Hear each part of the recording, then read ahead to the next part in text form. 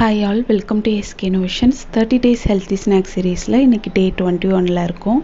நம்ம இன்றைக்கி பனானாவை பயன்படுத்தி ஒரு சூப்பரான ஹெல்த்தியான ஸ்நாக் எப்படி பண்ணலான்னு பார்க்கலாம்.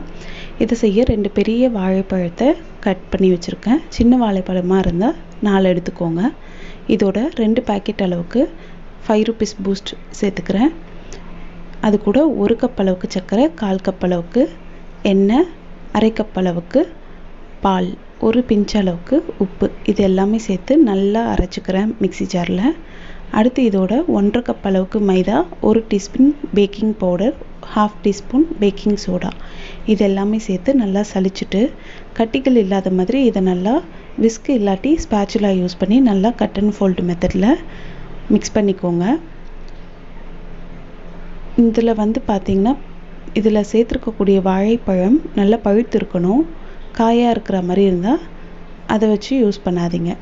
நல்லா மிக்ஸ் பண்ணிட்ட பிறகு 1 டீஸ்பூன் அளவுக்கு வெண்ணிலா எசன்ஸ் விட்டு நல்லா மிக்ஸ் பண்ணிக்கிறேன்.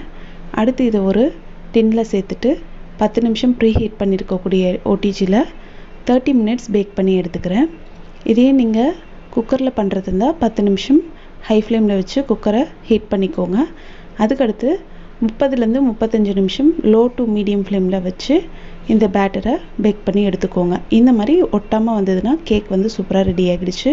எப்போவுமே கேக் எடுக்கிறப்போ சூடாகவே நீங்கள் டின்லேருந்து எடுக்கக்கூடாது. கொஞ்சம் நேரம் அதை கூல்டவுன் ஆக விடணும். அதுக்கப்புறம் எடுத்திங்கன்னா பர்ஃபெக்டாக வரும். பாருங்கள் எந்த அளவுக்கு சாஃப்டாக இருக்குன்ட்டு. அவ்வளோதான், சூப்பராக வாழைப்பழத்தையும் கோதுமை மாவையும் பயன்படுத்தி ஒரு ஹெல்த்தியான பனானா கேக் பண்ணியாச்சு. இதை நீங்கள் மைதா மாவில் கூட ட்ரை பண்ணுறது இருந்தால் பண்ணலாம்.